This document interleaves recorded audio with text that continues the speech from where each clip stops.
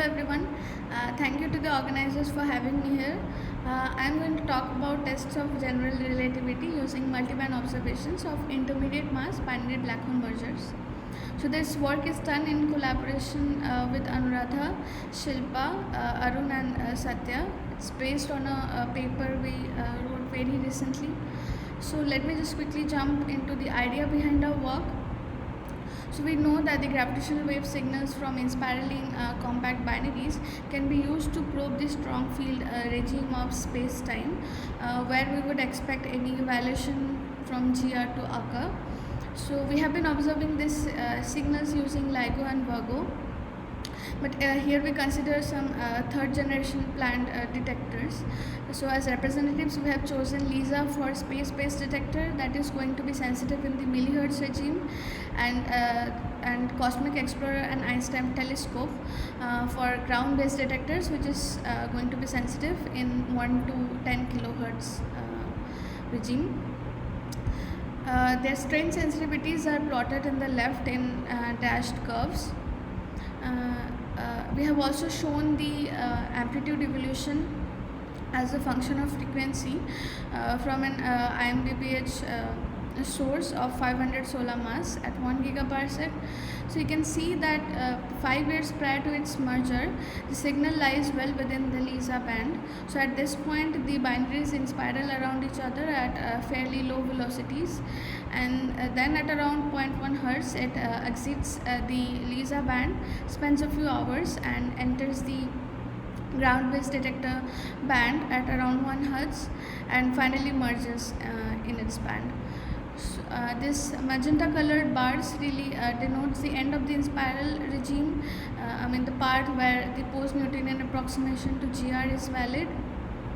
So you can see that the ground-based detector band can only observe the last few cycles of the inspiral, and as you keep increasing the mass, it's lesser and lesser sensitive to it.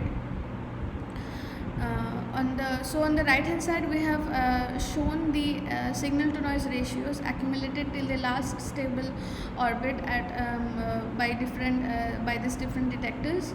So you can see that the SNR in LISA steadily increases as a function of mass, and SNRs in CE and ET increases first and then decreases as a function of mass, which is because of the lesser visibility to the inspiral as you keep increasing the mass. So we will limit our studies at around 600 solar mass, because we want to look at the inspiral, which will be necessary as you will as I'll keep explaining the idea later on. And the multiband SNR is defined as the square root of the squares of the SNR from the individual detectors, and you can see that the multiband SNR just follows the dominant contribution.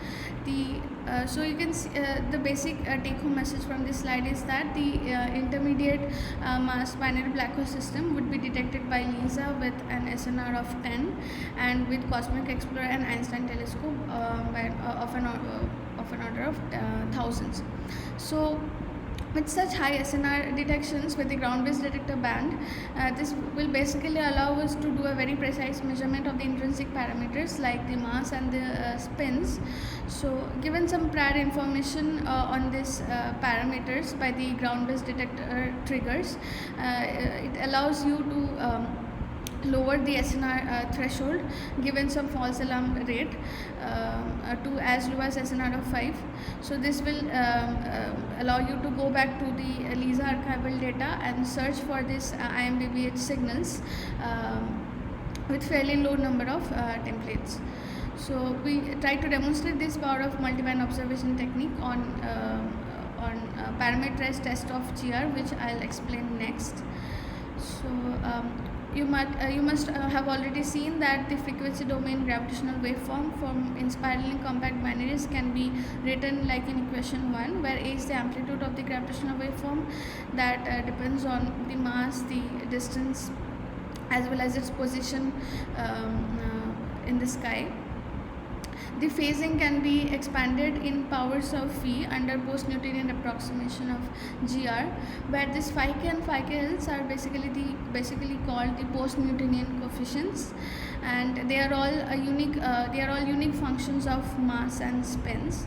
So what we do is we try to model the deviations from gr onto this Pn coefficients via this so-called deformation parameters delta phi k hat and delta phi k L hat. So what happens is that it admits a value of 0 in gr, and in some modified theory of gravity it's going to have some non-zero value. So what we will like to do is measure this deformation parameter. So our parameter space is composed of the luminosity distance dl, tc phi c, the time and phasing at the time of coalescence, the Chirp mass, the symmetric mass ratio, the individual spins chi1, chi2, and 8 of the deformation parameters. So the most general test that you could do under this framework is simultaneously measure all these 8 deformation parameters along with the gr parameters. So we'll refer to this as multi-parameter test. So this n index can vary from 2 to 8 depending on how many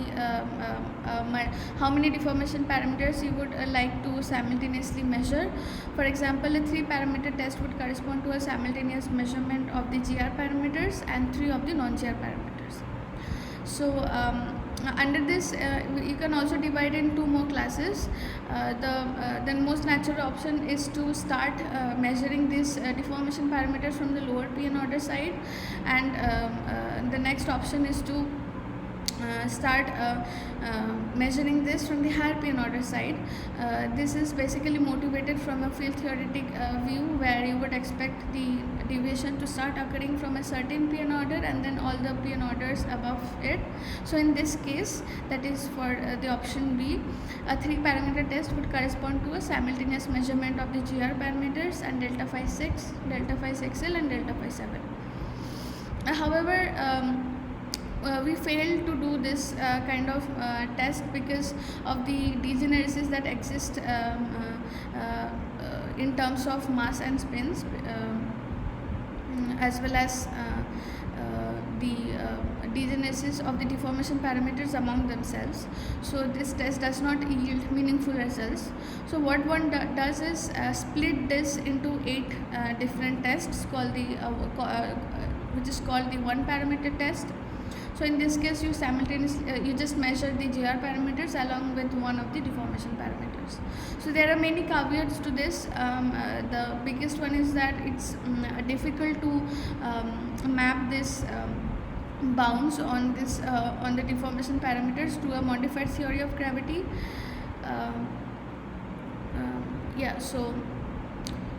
The way we do this study is through the standard Fisher matrix analysis, where you can approximate the likelihood shown in equation 1 under the assumption of Gaussian noise and a high signal to noise ratio, and you can construct the Fisher matrix, which if you invert gives you the covariance matrix. That in turn gives you the 1 sigma bounds, which is basically the square root of the diagonal elements of the covariance matrix, and the off diagonal elements gives you the correlation coefficients between different parameters. So you can construct the multiband Fisher by just adding the Fishers of the 2 detectors. For example, if you want to construct the multiband Fisher of LISA and CE, you just want to add the Fishers for LISA and CE constructed separately. So we do this analysis using pattern averaged IMR phenom-D waveform, and we first try to study this 1-parameter bounds as a function of mass, because we wanted to see what kind of system gives us the best 1-parameter bounds on different deformation parameters. So let's focus on the top left plot, which shows the bounds on delta phi naught as a function of mass. You can this colored dots basically shows the bounds on bounds obtained by individual detectors, and they follow a trend which is just like the inverse SNR trend we have seen earlier.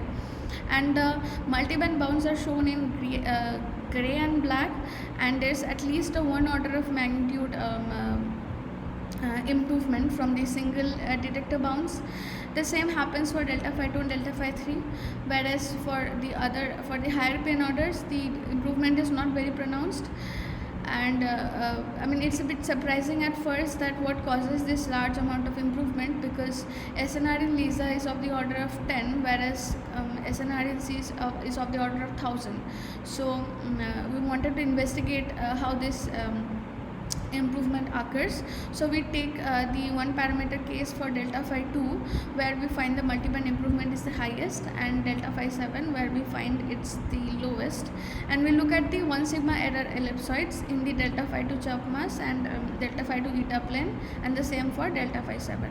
So we do this for a 500 solar mass source, and we look at the tilt and the area of the error ellipsoids. So if we look at the top panel, the first two plots, the error ellipsoid for CE is much larger than LISA, which shows that LISA estimates both delta phi 2 and chirp mass better, and its tilt it's bit on the right, whereas the tilt of LISA ellipsoid is bit on the left. It's not much visible due to the largeness and the smallness of the error ellipsoids, but it's quite much visible on the right hand side plot, where you can see that it's basically like complementary to each other. The multiband ellipsoids are shown in the inset, and it's much smaller than the error ellipsoids of LISA and CE. So what happens is that the correlations between the parameters, between some of the parameters in LISA and CE are of opposite signs. So when you try to add the fissures up from LISA and CE, the opposite signs causes cancellation of the off diagonal elements of the fissure, and you know that the off diagonal elements give us the correlation coefficients. So this is what causes the breaking of the degeneracy. So we wanted to use this and do the multi-parameter test, because that was because this degenesis was what causing the hindrance for doing the multi-parameter test in the first place. And we see that we could do this multi-parameter test using multibanding, and we find that a system of 200 solar mass, a redshifted mass 200 times the mass of Sun, gives the best multi-parameter bounds. And this choosing this system is a bit of an approximation, because the system that would give you best bound for 3-parameter test would not be the same for 7-parameter test, but it would lie in a ballpark for each other, in each other's ballpark. It's just that we considered a system that would give us the maximum multi-parameter test possible. And we see that for low spins we could do up to 7-parameter test, and the most general trend that you see is that as you keep adding more parameters, the errors keep on increasing, which is because of the increasing amount of degeneracy that we are putting into the system as we add more parameters. So increasing the spins does not help much. On the bounds. It's just that some of the higher order parameters give a bit better bounds, but it does not affect the results of the 7-parameter test. And we also do this test from right hand side, as I explained earlier, and we get comparable bounds. So the take home message from this is that we can do up to a 7-parameter test with a redshifted mass of 200 solar mass, where all the PN orders are bounded below 0.5. Yeah, so to conclude, we find that multiband observations of IMBBH significantly improves the bounds on the PN coefficients, which is which is due to this cancellation of the off diagonal elements, which that happens when you add the information from LISA and CE. And we demonstrate that we can do multi-parameter test using this multiband observations, and a system between 200 to 300 solar mass gives us the best bounds. And we see that we can do up to 7 parameter test and all the PN orders are bounded to less than 50% accuracy, and the lower PN coefficients are constrained to less than 0.5 accuracy. So thank you for hearing, and please leave any questions if you have.